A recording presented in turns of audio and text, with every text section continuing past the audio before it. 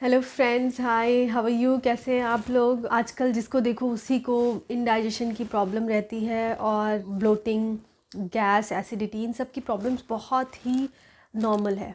आप जिससे भी बात करो, थोड़ा सा कुछ खा लेने पे ही सबको एसिडिटी हो जाती है। तो आज मैं आपको प्रोबायोटिक एंड प्रीबायोटिक के बारे में बताऊंगी जो हमारे गट से रिलेटेड है। ये कितना इम्पॉर्टेंट है, ये क्या होता है, ये सारी चीज़ें हम इस वीडियो में डिस्कस करेंगे।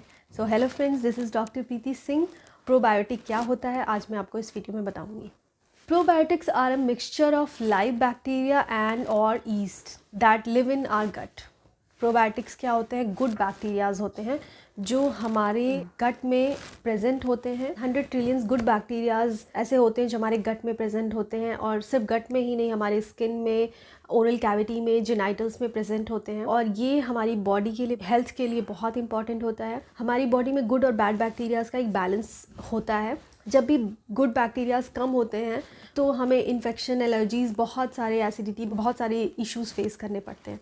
बट बहुत कम लोगों को ये बात पता है। जब हमारे गुड बैक्टीरियाज ज़्यादा होते हैं तो वो बैड बैक्टीरियाज को, अगर वो गुड बैक्टीरियाज अगर प्रेजेंट हैं अच्छे से, तो वो बैड बैक्टीरियाज को, एक्स्ट्रा बैड बैक्टीरियाज को एलिमिनेट करते रहते हैं। इस तरह से हमारे बॉडी में 3 तरह के प्रोबायोटिक्स होते हैं। फर्स्ट होता है लैक्टोबैसिलस, जो यूजुअली हम कर्ड खाते हैं उसमें प्रेजेंट होता है। सेकंड, बाइफिडोबैक्टीरियम, जो डेयरी प्रोडक्ट्स में प्रेजेंट होता है। थर्ड होता है सैक्रोमाइसीस। सैक्रोमाइसीस क्या होते हैं? ये ईस्ट होते हैं जो हमारे गट में प्रेजेंट होते हैं। सैक्रोमाइसीस को, इनको ज़िंदा रखने के लिए हमें ज़्यादा से ज़्यादा फाइबर्स की ज़रूरत होती है।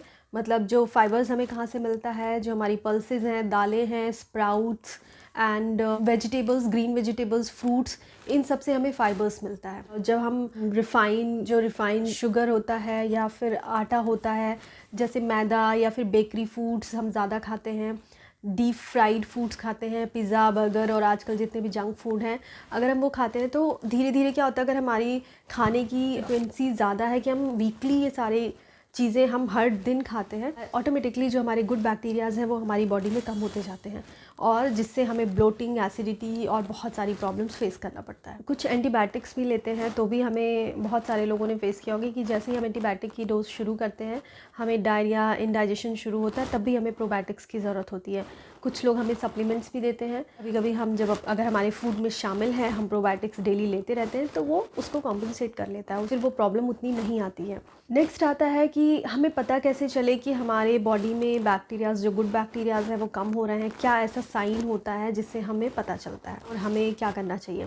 तो देयर आर फ्यू साइंस जिससे हमें पता चलता है कि गुड बैक्टीरियाज कम हो रहे हैं। जैसे आपको एलर्जीज़ हो रही हैं, अस्थमा का अटैक आ रहा है, बहुत फ्रीक्वेंट फ्लू, कोल्ड हो रहा है, और बहुत जल्दी बीमार होने की जो फ्रीक्वेंसी होती है बहुत ही जल्दी होती है, आप बहुत अच्छे से रिकवर नहीं कर पा रहे हो, और फूड पॉइजनिंग हो जाता है, एंटीबायोटिक्स ले रहे हैं तो डायरिया वगैरह हो जाता है। मूड डिसऑर्डर्स, बहुत ज़्यादा आप शॉर्ट टेम्पर्ड या फिर मूड डिसऑर्डर्स होने लगते हैं, मूड डिसऑर्डर की प्रॉब्लम होने लगती है।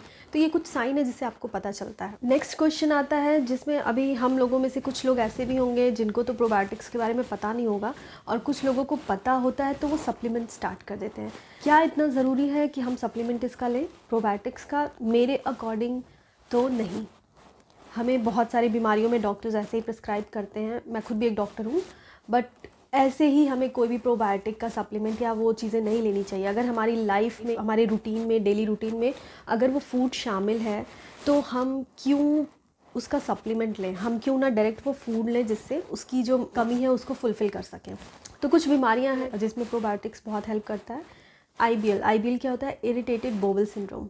एलर्जीज़ है, यूटीआई, यूरिनरी ट्रैक्ट इन्फेक्शन है, जैसे मैंने बोला जेनाइटल्स में भी गुड बैक्टीरियाज प्रेजेंट होते हैं, तो बहुत जल्दी हमें यूरिनरी ट्रैक्ट इन्फेक्शन भी हो जाता है अगर वो उसकी संख्या कम होती है। तो देयर इज़ वन सेइंग जो स्पेशली मेन के लिए है, बट मेरे ख्याल से सबके लिए होता है।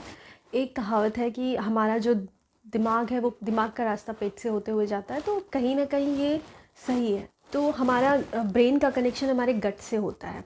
अगर गुड बैक्टीरिया और बैड बैक्टीरिया का बैलेंस बिगड़ता है, गुड बैक्टीरियाज कम होते हैं, तो हमें डिप्रेशन, स्ट्रेस, एंग्जाइटी, ये सारी चीज़ें होती हैं। ये एक रिसर्च में इसको प्रूव किया गया है। तो अभी आपको पता चल गया होगा कि प्रोबायोटिक्स कितने इंपॉर्टेंट है हमारे लिए। प्रोबायोटिक्स फूड क्या है? जैसा मैंने अभी बताया कि सप्लीमेंट पे ना जाके आप फूड पे फोकस करें। आप वेजिटेबल्स हैं, ग्रीन वेजिटेबल्स हैं, फाइबर्स ज़्यादा से ज़्यादा लें। बाकी मैं कुछ और चीज़ों के नाम बता रही हूँ जो फूड है। प्रोबायोटिक्स फूड क्या होते हैं? प्रोबायोटिक्स फूड में हमारा कर्ड है, पिकल्स है, बटर मिल्क है। बहुत सारे लोग कर्ड खाते हैं, कुछ लोग कर्ड नहीं खाते हैं, तो खाने के बाद बटर मिल्क लेना पसंद करते हैं, जिसको छाछ बोलते हैं। That is very helpful. वो डाइजेशन में खाने के बाद अगर आप उसे लेते हैं तो वो आपकी डाइजेशन में भी हेल्प करता है। राजस्थान में ये रिचुअल ही है। मैं वहाँ पे रही हूँ, मैंने देखा है कि खाने के बाद वहाँ पे लोग छाछ ज़रूर लेते हैं। नेक्स्ट आता है केफिर, किंची, कोम्बुचा। ये सब मैं आपको डिटेल में मैं अपने नेक्स्ट वीडियो में डिस्क्राइब करूँगी। इनकी रेसिपी भी मैं बता दूँगी और ये कहाँ का फूड है और कैसे बनता है ये भी बता दूँगी। कोम्बुचा जो फूड है उसको चाय को फर्मेंट करके बनाया जाता है। कांजी है, कांजी में हम black carrot and beetroot को फर्मेंट करके बनाते हैं। और जो किंची है वो पत्ता गोभी से बनता है, कैबेज से बनता है, उसको फर्मेंट करके बनाते हैं। ये कुछ कोरियन डिशेज़ हैं, वहाँ पे कैबेज का इस्तेमाल बहुत ज़्यादा होता है और उनको फर्मेंट करके बहुत सारे फूड बनाए जाते हैं जो बहुत ही हेल्दी होते हैं, जिसमें प्रोबायोटिक्स होता है। जैसे साउथ इंडियन में आपने देखा होगा हम सब लोग खाते हैं इडली, डोसा, ये सब भी बहुत ही हेल्दी होता है। ये जो सारे फूड है मैं इसको नेक्स्ट वीडियो में आपको थोड़ा बहुत इसकी रेसिपी और कहाँ के डिशेज़ हैं ये सब मैं बता दूँगी। और अभी हम सारे लोग यहाँ पे भी यूज़ करने लगे हैं, जिनको भी प्रोबायोटिक्स की इंपॉर्टेंस पता है वो सारे लोग अभी ये सारी चीज़ें खाते हैं, यूज़ करते हैं।